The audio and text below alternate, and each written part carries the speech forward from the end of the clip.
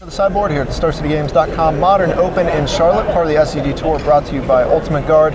I'm Nick Miller alongside Worcester Legacy Open champion Eli Kassiss. Hey everybody. We get to put that in front of your name now. Yay, finally. For a while, I was competing for like the most number of top 8s without a win. Not a good accolade. Got to get that off of your resume. Yeah. And you got top banned along the way. I get all the credit for that. So everyone can either thank or blame you. Yeah, there's a Reddit thread just blaming me. A lot of people... Yeah, I got a lot of hate for that, apparently.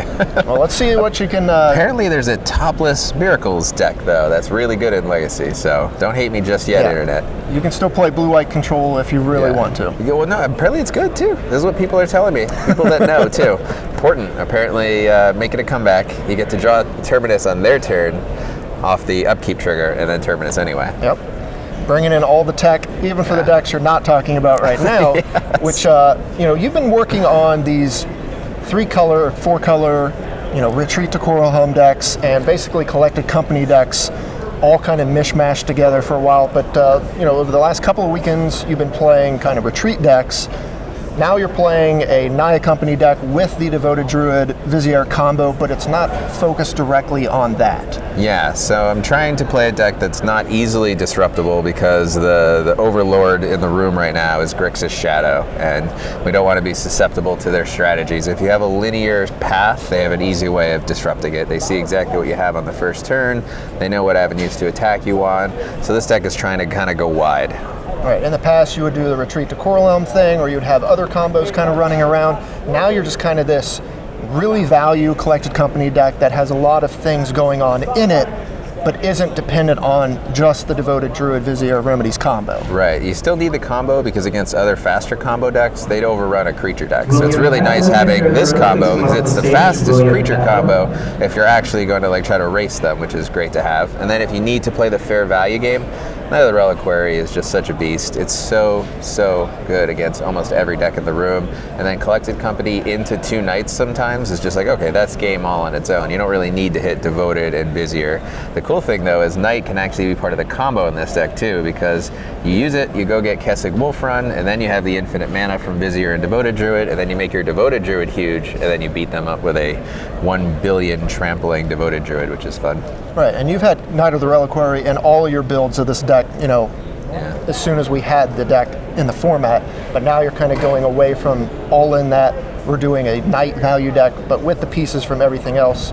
Other things floating around in this deck, I think it's important to note, Oath of Nissa here, 4 copies, whereas you only have 2 copies of Vizier for Devoted Druid. You now have 4 Oath of Nissa to kind of facilitate all the things you're doing in the deck. Yeah, it used to be 2 Oath of Nissas and 3 Viziers, if anybody saw my top 32 performance at the last Open, but I found that you'd draw these Viziers, you'd get disrupted off the combo, and then you're playing these 2-mana 2/1s, and it was really, So I really like the 2 in the list now. You have, I think, 4, 8, 9 different ways to help you kind of go find it, which is plenty, especially since you're not even going for the combo most games.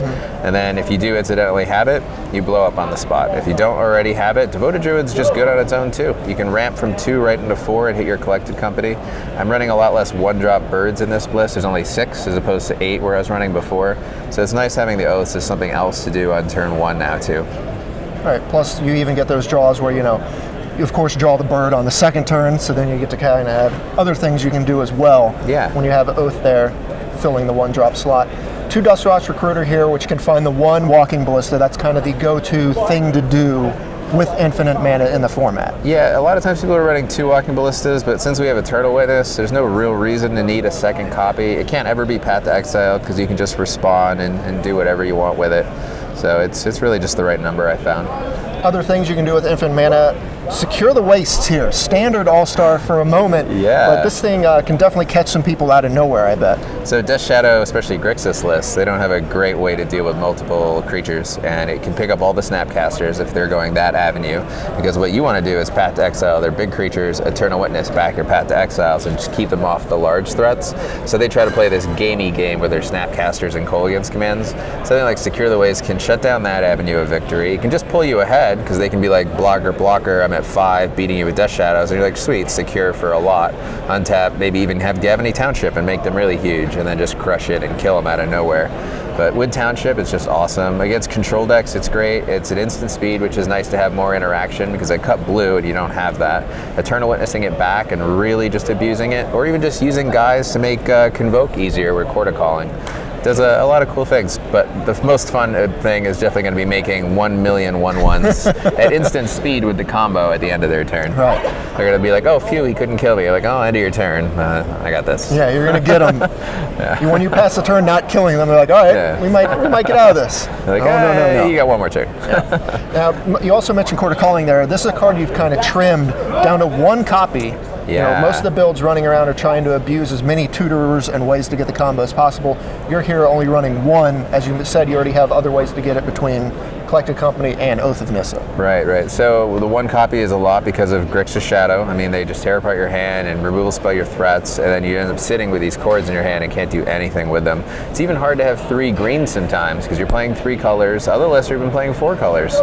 So I've gone down to 1. It could be 2. Honestly, I'm like torn on that number, but I don't think more than 2 is right, and I don't think you can risk playing more than 2 in the format right now. It's just too hard to make a deck consistent that runs that and doesn't get disrupted easy enough to do that. You also have 2 Scavenging Ooze running around, Courser Crew Fix, classic Ely card, and then a Fairgrounds Warden as kind of your go-to removal spell creature of choice. Yeah, I kind of expected people to be playing Extra Hate. I ran into on Moto a couple of people were playing Linvala. Somebody even played it on me in game 1, and I was like, whoa. So I really wanted like one tutorable thing that would stop whatever it was they were doing if they were using a creature to stop me doing something. It's also actually really good against the Jund Death Shadow list because they're running Tarfires, and even Fatal Push they need to have like a land go to the graveyard or something to activate it. So it's actually not a bad chord target sometimes against even the fair decks. 1 EE kind of rounding out your one-ofs in this deck. Previous builds, you had moon effects in the main deck, whether, Magus of the Moon, a card you could tutor up. This deck kind of going away from that, you have the moons in the sideboard. What's the idea behind not having that in the main deck anymore? So the moons in the main deck can disrupt some of your land packages, which you have as threats. So your Wolf Run would get shut off, your Township would get shut off, and you really want a Knight of the Reliquary into those to start abusing the power of this deck a lot. So like shutting down your own strategy and not necessarily even doing anything to your opponent's strategy is not great. If you're up against Merfolk, shut down some Mutavaults, like it's not really that powerful. So it's just better to have them in the sideboard and bring them in the matchups where you want to have them and catch people by surprise when you do so. And not playing Magus of the Moon specifically, even though you can Coco into it, just because so many decks are playing red now with their multiple colors, and they're just going to bolt it or Tarfire it. And like nobody's boarding out Tarfire against a devoted Druid deck anyway. So I thought Blood Moon was more important, especially if I wanted to beat decks like Scapeshift, just landing a Blood Moon and then like, oh, I didn't bring in my enchantment destruction because you're playing a green-white deck with no enchantments.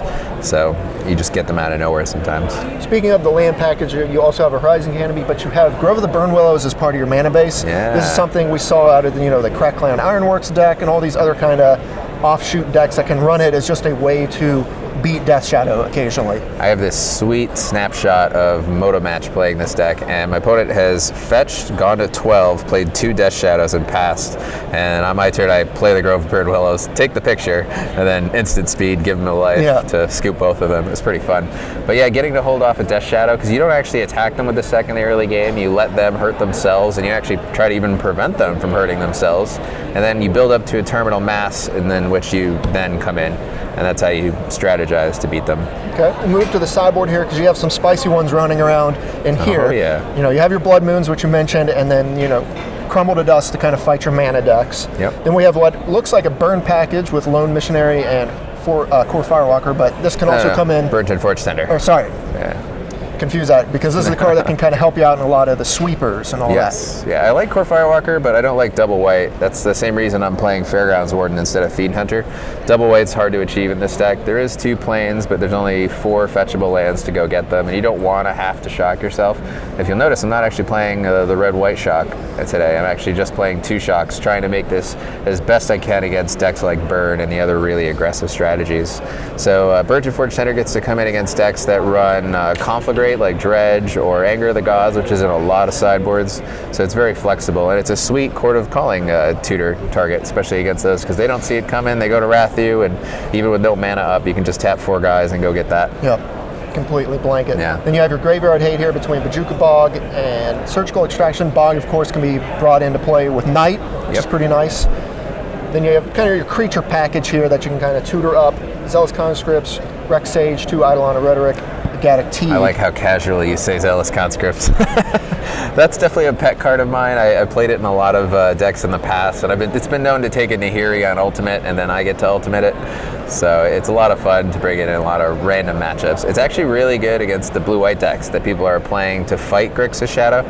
So I'm anticipating the people anticipating the most powerful deck and bringing something in, because they bring in Elspeth and they bring in Gideon, and then they try to like build up to whatever it is they do. But Elspeth, they climb, expecting to get you with their ultimate. And if you take it and get to ultimate it yourself, so good. Yeah, I don't flinch saying it in your sideboard because I've seen you kind of pull this trick numerous times. Yeah. But it's definitely there. I've seen it take people's Karns and Ugins and just you name it. Yeah. Things that really matter.